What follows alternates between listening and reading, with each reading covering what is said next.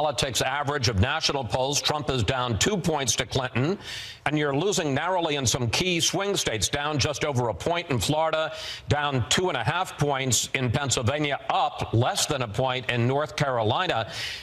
There's no question that Trump and you have tightened the race, but the fact is you're still losing, and the question is, how do you go over the top? What do you do in terms of specifically who, which states, where to go over the top in these final 48 hours? Well, I'll tell you what, our secret weapon is the American people who are saying enough is enough. I mean, I was here at a rally last night in Virginia. We had an overflow crowd that was bigger than some of the rallies that I've seen out on the campaign trail over the last several months as I've campaigned for Donald Trump. And, of course, you see the tens of thousands of people coming out with Donald Trump. He'll have 5 rallies a day today and tomorrow all across this country. We're taking a message to make America great again all across this country. And I think literally by the hour, the American people are recognizing that this election is a choice between change and the status quo. It's between a stronger, more prosperous America with Donald Trump and in Hillary Clinton, someone who will continue the same failed policies that have weakened America at home and abroad. And we just feel tremendous momentum. This campaign is on offense, and I couldn't be more excited. I do want to get to some specifics, though. Hispanics are voting early in big numbers in a number of states, Florida, North Carolina, Arizona, Nevada. Are you worried that the polarizing remarks that your running mate, Donald Trump, has made since his opening announcement may come back to beat him? Well, I'm really not. I mean, the truth is that Hispanic Americans have the same concerns that every other American does, that we want to get this economy moving again. We want our country to be safe. I was just down in Miami this last weekend, saw overwhelming support for Donald Trump's strong stand for freedom in this hemisphere, standing strongly against what the Obama administration and Hillary Clinton want to continue to do. So do you think all those Hispanics, sir, are coming out to vote for Trump and not for Clinton? Really? No, I'm saying that the American people want change, and that's Americans coming from every category. I literally saw it. I stopped by and had some Cuban coffee at a classic stop in Miami, and Karen and I had a hard time getting through the place with people that were enthusiastic about Donald Trump's stand for a stronger America at home and abroad, getting this economy moving again, and repealing Obamacare. I talked to leaders in that community who are feeling the crushing weight of Obamacare. 25% increases in the premiums of Obamacare, Chris, in Florida and all across the United States of America. The American people know we can do better.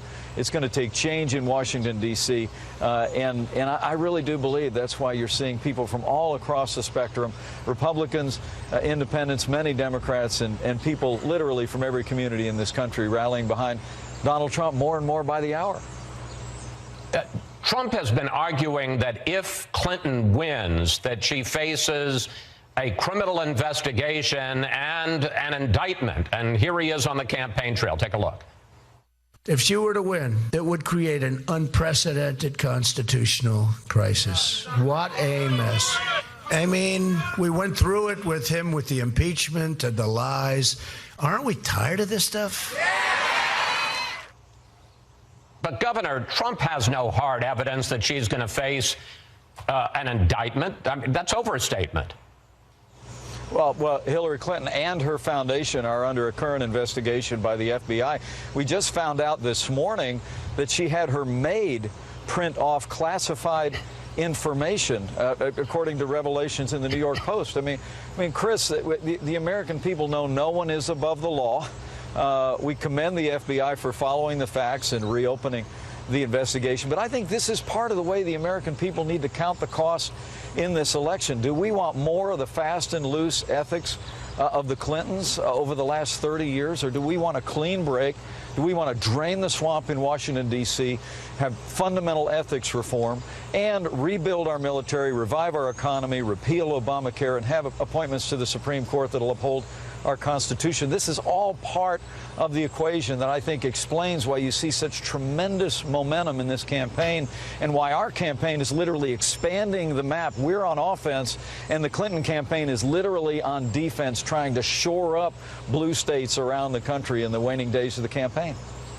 Speaking of criminal investigations and draining the swamp, two of Governor Chris Christie's top aides were convicted of fraud and conspiracy Friday in the Bridgegate case. And given the fact that there was repeated testimony in that trial that Christie knew all about the effort to close the lanes to the George Washington Bridge to punish a political opponent, are you comfortable with Christie as the chairman of the Trump transition team if he's elected? Well, what I would tell you is Chris Christie has continued to strongly state his position that he had no knowledge of those actions taken, and frankly, as he said late in the week, that what those convictions proved is that he was right to immediately fire those people for the actions that they'd taken. But look, all of our focus is on Election Day, I promise you, and we're grateful for Chris Christie's role in the campaign, and we're going to all keep our head down and work hard to bring Governor, home a great victory for the American people. No chance that he'll be replaced after the election? I mean, you're standing by Chris Christie despite all this evidence? Look, there's no changes in personnel here in the waning days of the campaign. We're 100% focused on bringing home a great victory for the American people. And Republicans are coming together, Chris. I was yesterday with Speaker Paul Ryan in Wisconsin. A couple days before, I was with Governor Doug Ducey in Arizona. Last night here in Virginia with Ed Gillespie. Republicans are coming home and recognizing that we need to elect Donald Trump as the next president, re-elect a strong Republican majority, and Republicans are coming home with independents and Democrats at their side to make sure that Hillary Clinton is never elected president of the United States. The momentum is palpable out there, and I'm looking forward to jumping on a plane headed to Florida, North Carolina, and New Hampshire today. Donald Trump is literally everywhere. Let me ask you one final question, if I may. This has been a divisive and negative campaign. You talk about the party coming together. I want to ask you about the country coming together. Yeah. I think you'd agree one of the strengths of our democracy is when the election's over, no matter how ugly, the loser graciously concedes to the winner, and we all rally round the new president, whoever that turns out to be. Donald Trump has said different things at different times, so I want you to clear this up for us. Can you guarantee that if there is a clear winner on election night, and if, and I repeat if, I know you're going to say, well, he's going to win, but if Donald Trump should be the loser, can you guarantee that he will concede to Hillary Clinton and accept the result of the election and the judgment of the American people? Well, thanks for anticipating my answer. I think Donald Trump is going to win this election, and he'll be more than happy to accept the results. I'd like you not to duck it. But look, can you guarantee that he will put this behind us? Sir, can you guarantee he'll put this behind us and accept the result? Yeah, the campaign's made it very clear that, you know, a clear outcome, obviously both sides will accept. But I think both campaigns have also been very clear that, you know, in the event of disputed results, they reserve all legal rights and remedies. But the truth is that this is such an exciting time in the life of our country. The way this country is going to come together is when we deliver the change that the American people long to see. When we rebuild our military, we're standing tall in the world. When we revive our economy, when we have a Supreme Court that upholds our liberty, and we see America growing and prospering again. Governor? When we see America great again, America is going to be united, and we're going to move our nation forward. Governor Pence, thank you. Thanks for your time, especially in this final weekend. And safe travels on the campaign trail in these last 48 hours, sir. Thank you, Chris. Coming up, Hillary Clinton's top strategist, Joel Benenson, is here in Studio F. And we'll check in with Bill Hemmer upstairs on the data deck with a look at the possible paths to the all-important 270 electoral votes, as Fox News Sunday reports live from America's election headquarters. And we're back at Fox News election headquarters in New York City. As the polls tighten just hours before Election Day, Hillary Clinton is fighting off Donald Trump's late charge. Joining me now is Clinton's top strategist, Joel Benenson. And Joel, welcome back to Fox News Sunday. Thanks for having me, Chris. As I pointed out to Mike Pence, while they've tightened the race, they're still losing, the Trump side is. But there are some numbers out there that are troubling to your side, and I want to ask you about those. In the latest Fox poll, 71% of Trump voters strongly support him versus 65% of Clinton voters. 63% of Trump supporters are extremely interested in the race. For Clinton, it's 54%. And after news of the FBI investigation, 21% of independents are less likely to vote for Clinton.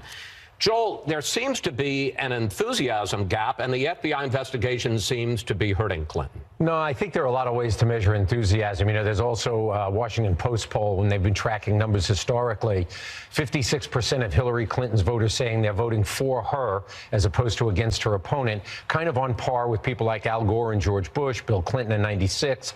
That same poll shows Donald Trump at 41%. That is historically and significantly lower than most presidential candidates. Do you think the FBI announcement, now a week and a half old, has hurt Clinton?